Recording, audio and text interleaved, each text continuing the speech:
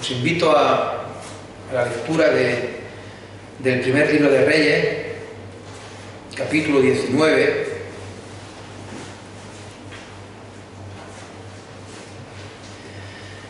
versículos 15 al 18. Primer libro de Reyes, 19, versículo 15.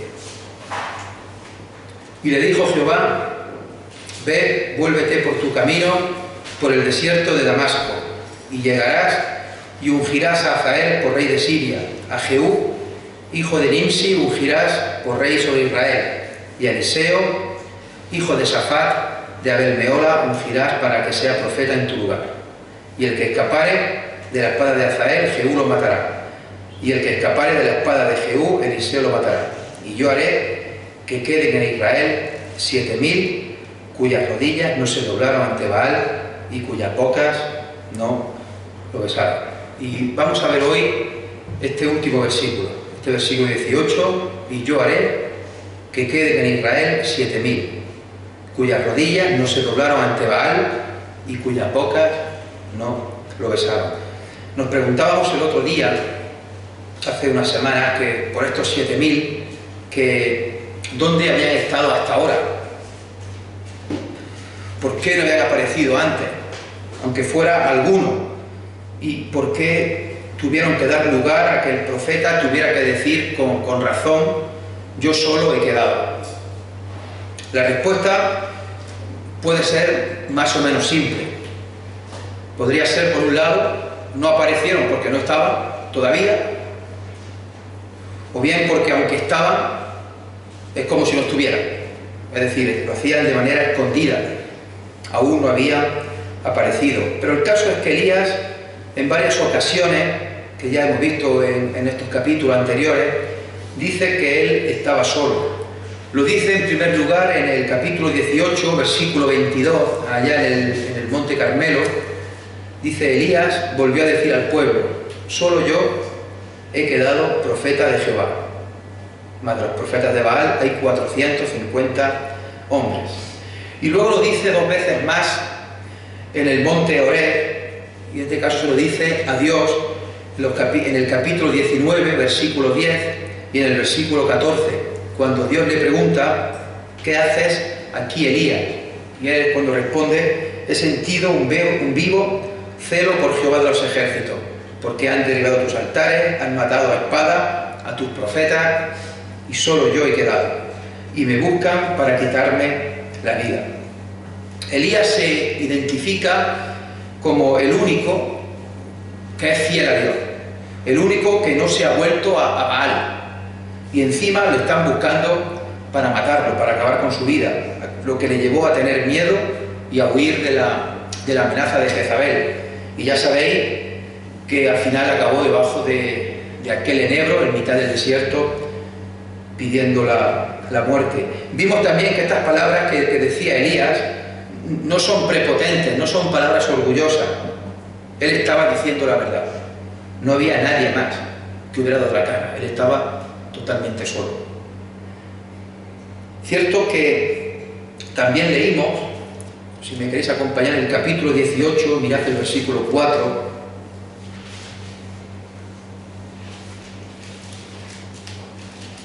La escena cuando Elías vuelve y se encuentra de nuevo con Acab. Dice capítulo 18, versículo 4: porque cuando Jezabel destruía a los profetas de Jehová, Abdías tomó a 100 profetas y los escondió de 50 en 50 en cuevas, y los sustentó con pan y agua.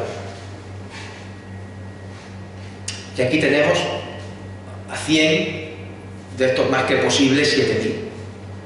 Eso sí, estaban escondidos, de 50 en 50 en cuevas, y este tal Abdías iba y les llevaba agua y les llevaba pan. Es posible que Elías oyera de su existencia o supiera que había algunos profetas que estaban huidos, que estaban escondidos.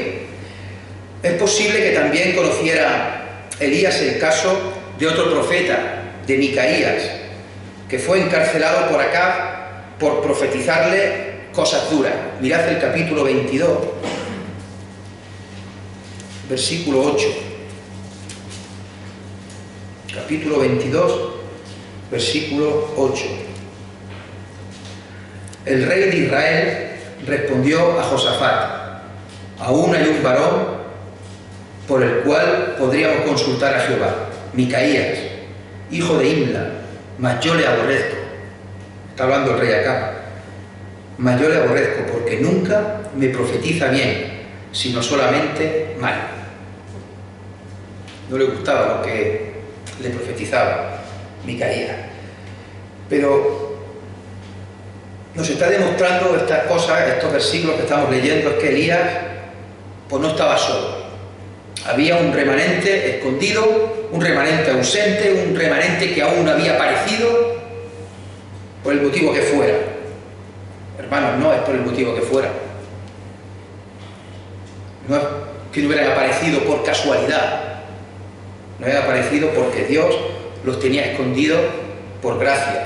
Y aún no era el momento de salir, pero estaban ahí. Y Dios se lo recuerda a Elías. Hermano, lo normal es que en ese momento del Carmelo y ese momento en la cueva del monte de Oreb, que Elías se sentía solo, abandonado, triste, porque el pueblo seguía adorando a Baal y había dejado a Dios por completo. Es un sentimiento normal de tristeza, de frustración, de ver cómo a pesar de todo lo que había ocurrido en el monte de Carmelo, pues el pueblo parecía que había sido un espejismo y no se habían vuelto a Dios. Elías estaba triste, no solo por él, sino también por la situación de la nación. Y es que el panorama es terrible.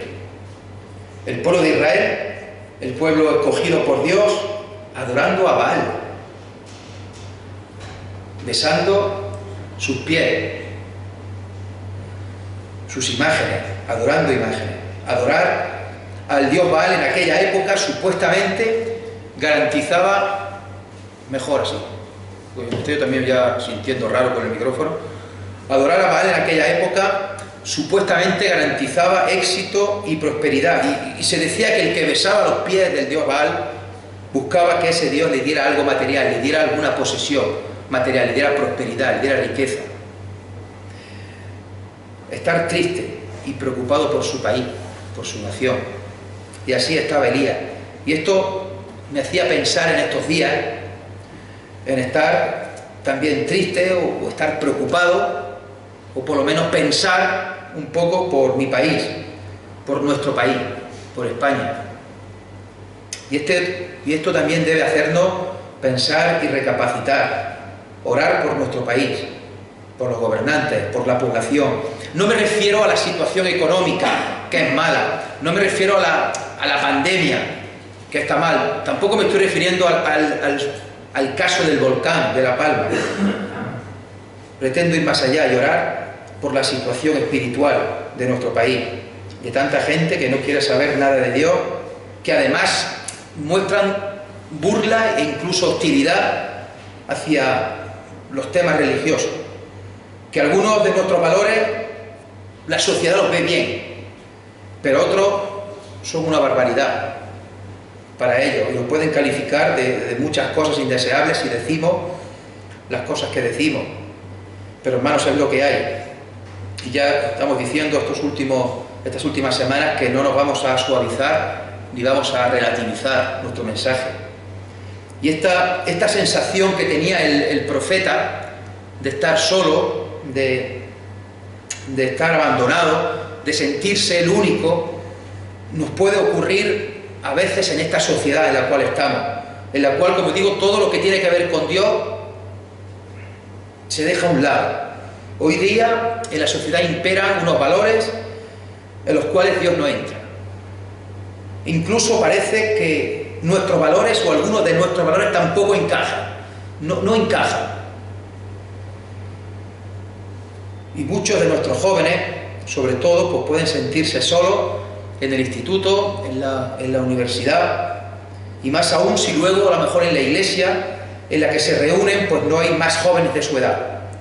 Pues de ahí también la importancia de las reuniones de jóvenes y en este caso lo bien que se están haciendo los responsables juntando a jóvenes de nuestra iglesia con jóvenes en este caso de la Zarzuela, y haciendo actividades conjuntas, días de campo, visitas a otras iglesias, a otras ciudades, para que se conozcan entre ellos también, entre los jóvenes, y vean que no están solos.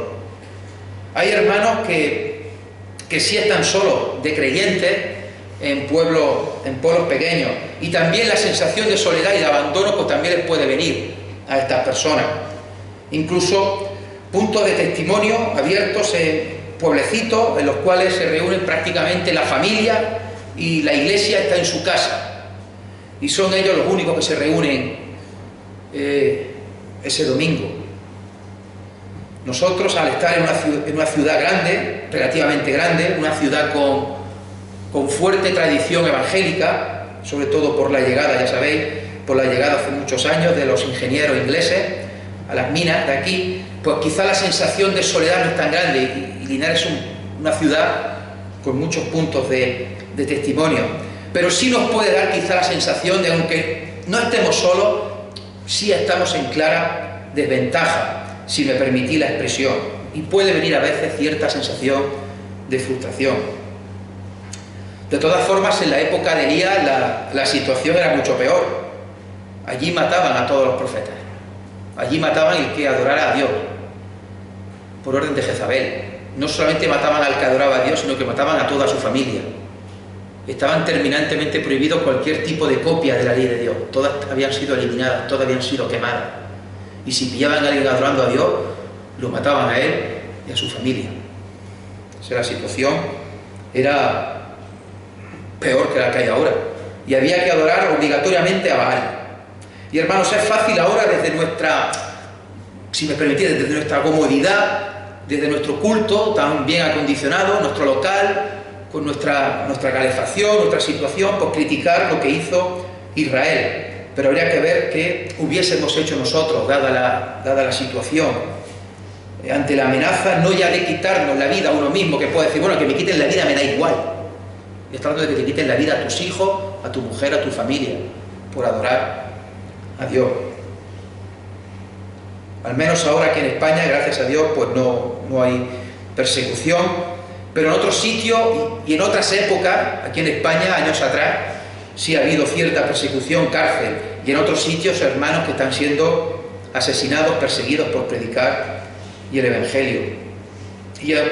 Y aunque no suframos una persecución dura y estricta como tal, la sociedad de hoy sí dice, y dice a nuestros jóvenes sobre todo, no creas en Dios, ir a la iglesia ¿para qué? Vive la vida, vive el momento, vívelo de una manera desenfrenada. Y en cualquier caso, hermanos, haya más o menos persecución, el que no cambia nunca es Dios. Dios es siempre fiel y Dios protege a su pueblo. Y Dios en su gracia hace que queden los fieles, el remanente fiel, un resto escogido por gracia. Y aunque a veces te puedas sentir solo o nos podamos sentir solos o en desventaja, hermanos, no estamos solos ni estamos en desventaja. Hay un remanente que a veces unos hacen más ruido y otra parte del remanente quizás hacen menos ruido, pero también están ahí. Y quizá otros están por venir, que seguirán formando parte del remanente de Dios. Los profetas, desde la antigüedad, se dieron cuenta muy pronto que no todo el pueblo de Israel iba a ser fiel a Dios, que no todo el pueblo de Israel adoraba a Dios, sino que sería una pequeña parte, un remanente, y que eso lo iba a ser siempre, que nunca llegaría el momento en que toda Israel entera fuera fiel a Dios. Por poner algún ejemplo de profeta, Isaías 7:3. Entonces dijo Jehová a Isaías: sal ahora al encuentro de Acaz, tú y Sear-Jasub, tu hijo, al extremo del acueducto del estanque de arriba, en el camino de la heredad del lavador. Bueno, y os podéis preguntar, bueno, ¿y dónde viene aquí lo del remanente? Pues en el hijo de Isaías, llamado Sear-Jasub, que significa un remanente volverá. Un remanente volverá. Jeremías 23:3 dice así: y yo mismo recogeré el remanente de mis ovejas de todas las tierras a donde las eché, y las haré volver a sus moradas, y crecerán y se multiplicarán, y pondré sobre ellas pastores que las apacienten, y no temerán más, ni se amedrentarán, ni serán menoscabadas, dice Jehová. yo mismo recogeré el remanente de mis ovejas. Ezequiel 14:22. Sin embargo, he aquí quedará en ella un remanente, hijos e hijas, que serán llevados fuera. He aquí que ellos vendrán a vosotros y veréis su camino y sus hechos, y seréis consolados del mal que hice venir sobre Jerusalén, de todas las cosas que traje sobre ella. Amós 9, versículos 8 y 9. He aquí los ojos de Jehová el Señor están contra el reino pecador, y yo lo asolaré de la faz de la tierra. Mas no destruiré del todo la casa de Jacob, dice Jehová, porque he aquí yo mandaré y haré que la casa de Israel sea zarandeada entre todas las naciones, como se zarandea el grano en una criba, y no cae un granito en la tierra. Aquí está hablando de hacer una criba, como se criba el grano. Miqueas 2:12. De cierto te juntaré todo, oh Jacob, recogeré ciertamente el resto de Israel. Los reuniré como ovejas de Bosra, como rebaño en medio de su aprisco. Harán estruendo por la multitud de hombres. También Miqueas 5:3. Pero los dejaré hasta el tiempo que dé a luz la que ha de dar a luz, y el resto de sus hermanos se volverá con los hijos de Israel. Y aquí el profeta Miqueas habla de resto, de remanente, y que Dios lo va a juntar como las ovejas, en medio de un rebaño. Sofonías 3:12 y 13. Y dejaré en medio de ti un pueblo humilde y pobre, el cual confiará en el nombre de Jehová. El remanente de Israel no hará injusticia ni dirá mentira, ni en boca de ellos se hallará lengua engañosa, porque ellos serán apacentados y dormirán, y no habrá quien los atemorice. Hermanos, y esto sigue ocurriendo a día de hoy. Ninguna nación, ningún país se va a salvar en masa. Siempre ha existido la idea de un pueblo escogido por Dios, antes Israel, especialmente ese remanente, ahora la Iglesia. La salvación es algo personal y algo individual. La salvación no viene por pertenecer a generaciones de creyentes, como puede ser la mía, con mis padres, mis abuelos, mis bisabuelos y mis tatarabuelos, que se tenga constancia que eran evangélicos. Pero eso no garantiza que mis hijos, que ya podrían ser la sexta generación, pues ya vayan a ser salvos por ello. Tendrán que tener un encuentro personal con Dios, como lo hemos tenido casi todos los que estamos aquí. Pertenecer a la Iglesia no salva, como creen los católicos también, que ya solo por pertenecer a la Iglesia católica, bautizarse allí, hacer la comunión, la confirmación, casarse, ir a hacer 4 cosas, pues ya se es salvo, y se es salvo en masa. Muchos dicen esa frase que a mí me causa mucha gracia: soy católico no practicante. Y ya tienen la certeza y la convicción porque se van a salvar. Y sin embargo no han tenido nunca un encuentro personal con Dios, y no han aceptado a Jesús como su Señor y como su Salvador. Pero sin embargo, con cumplir bautismo, comunión, confirmación, boda y alguna cosa más, pues ya con eso se cree que es suficiente. Tampoco se va a ser salvo por hacer buenas obras. Las buenas obras tampoco salvan. Ir a la iglesia no salva. Ser hijo de, nieto de, bisnieto de, tataranieto de, ser sexta generación de evangélicos tampoco salva. Hermanos, ser salvo se forma parte de ese remanente creyendo en Jesús como Señor y Salvador. Y solo entonces se forma parte de ese remanente que siempre ha existido, que existe y va a seguir existiendo hasta que Dios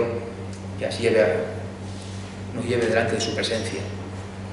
Hermanos, los salvos formamos parte de ese remanente que está distribuido por todo el mundo, pero al final cada uno ha tomado su decisión individual y personal. La salvación es por gracia, solo por la gracia de Dios. Ese regalo que siempre se nos repite, que está tan bien dicho, regalo inmerecido y desmerecido.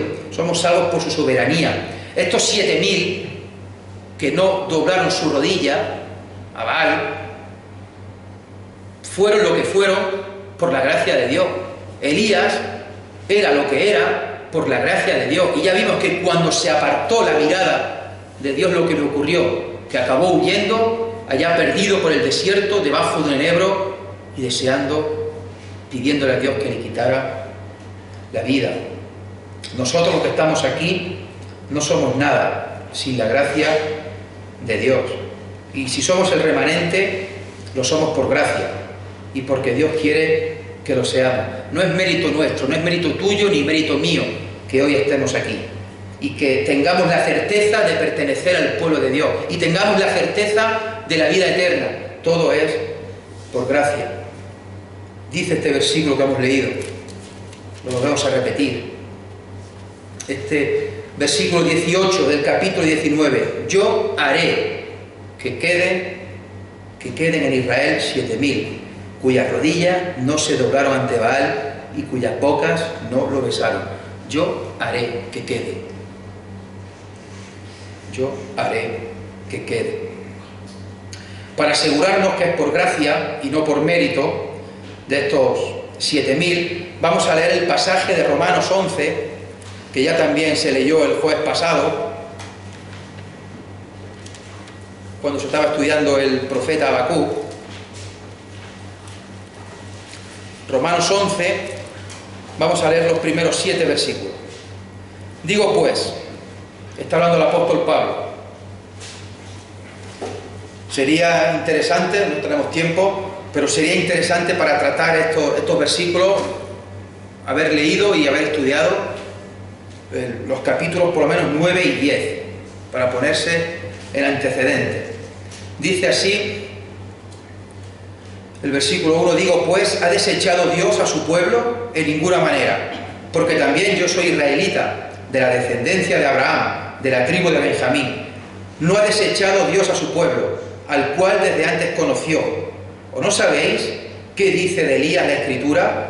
Cómo invoca a Dios contra Israel diciendo: Señor, a tus profetas han dado muerte y tus altares han derribado y solo yo he quedado y procuran matarme. Pero, ¿qué le dice la divina respuesta? Me he reservado 7000 hombres que no han doblado la rodilla delante de Baal. Así también, aún en este tiempo, ha quedado un remanente escogido por gracia. Así también. Dice aquí también, porque el anterior también ha sido. Aún en este tiempo ha quedado un remanente escogido por gracia. Y si por gracia, ya no es por obras. De otra manera, la gracia ya no es gracia. Y si por obras, ya no es gracia. De otra manera, la obra ya no es obra. ¿Qué pues? Los que buscaban Israel no lo alcanzaron, pero los escogidos sí lo han alcanzado, y los demás fueron endurecidos. No vamos a entrar, como digo, en muchos detalles. Ya Juanvi, seguro, dentro de unos meses, cuando llegue a estos capítulos que está estudiando el libro de Romanos, pues seguro que ya nos pondrá bien en antecedentes a estos capítulos 9, 10, y sigan aquí con el 11, acerca de la elección de Israel, de la gracia de Dios, de la soberanía de Dios. Hermano, ya termino. Aquí estamos hoy unos pocos en esta iglesia. Hemos venido unos pocos. Echamos en falta a muchos hermanos mayores que no han podido venir por el frío, por achaques, por dolencias. Quizá alguno también esté faltando por trabajo. Quizá alguno esté frío en la fe. No somos 7000 los que estamos aquí hoy. Somos muchos menos. Pero bueno, en el mundo hay mucho más de 7000, el remanente. El remanente actual, la Iglesia de Dios, son mucho más de 7000. Y nosotros, los que estamos aquí, formamos parte de ese remanente, porque somos la Iglesia. Y somos ese remanente que no nos doblegamos, que nuestra rodilla no se hinca ante los dioses de este mundo. Nuestra rodilla no se hinca ante el Baal de este mundo. Por eso, repito, no negociamos, no suavizamos y no relativizamos las Escrituras, ni los valores del reino.